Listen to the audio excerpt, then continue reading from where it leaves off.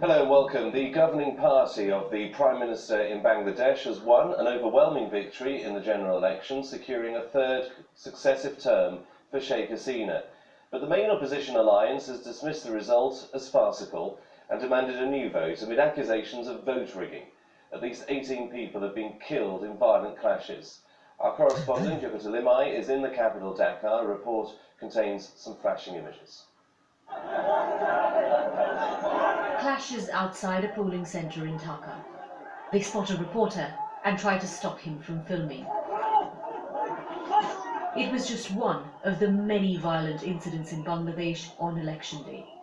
Others were more deadly, but in large parts polling did go off peacefully. Bangladesh's Prime Minister Sheikh Hasina has already been in power for 10 years. Tonight, the Election Commission declared yet another victory for her. She's been credited with bringing development to the country and tackling Islamist militancy.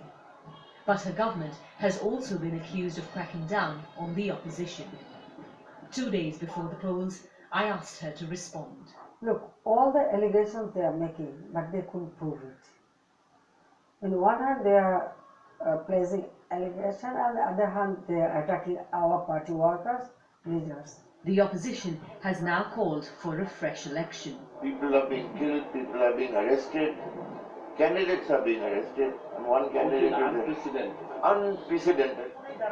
These are workers from Prime Minister Hasina's Awami League standing outside a polling booth, and this is something we've seen across the city of Dhaka today. Behind me, all of the political posters you can see are also from the same party. In contrast, the presence of the opposition on the streets is really hard to find. I was a bit worried that my vote might have been stolen, but I did get to vote. All the parties did not get equal opportunities to campaign. That is why I did not cast my vote. In one part of Bangladesh, the BBC saw ballot boxes which had been filled even before polling began. Those and all the other boxes were opened and counted, taking Ms. Hasina towards a historic victory. But it's also a controversial one. Yogita Limai, BBC News, Dhaka. Well, it's not just the BBC that's been watching, Human Rights Watch as well. Meenakshi Ganguly is the South Asia Director with Human Rights Watch, and they've been monitoring the elections. What have your monitors come back with? What did they see? Chris, as you know, what has happened is that a lot of independent election monitors were not able to travel to Dhaka, to Bangladesh this time. So there have been much fewer international monitoring, which is of concern. What we are hearing is that in many parts of Bangladesh, when voters tried to go and cast their vote, there were ruling party people inside the polling booth, and they were telling people that they must vote in a certain manner. Others are complaining that they were warned in advance not to even turn up if they were opposition supporters. Opposition polling agents were not allowed to operate properly.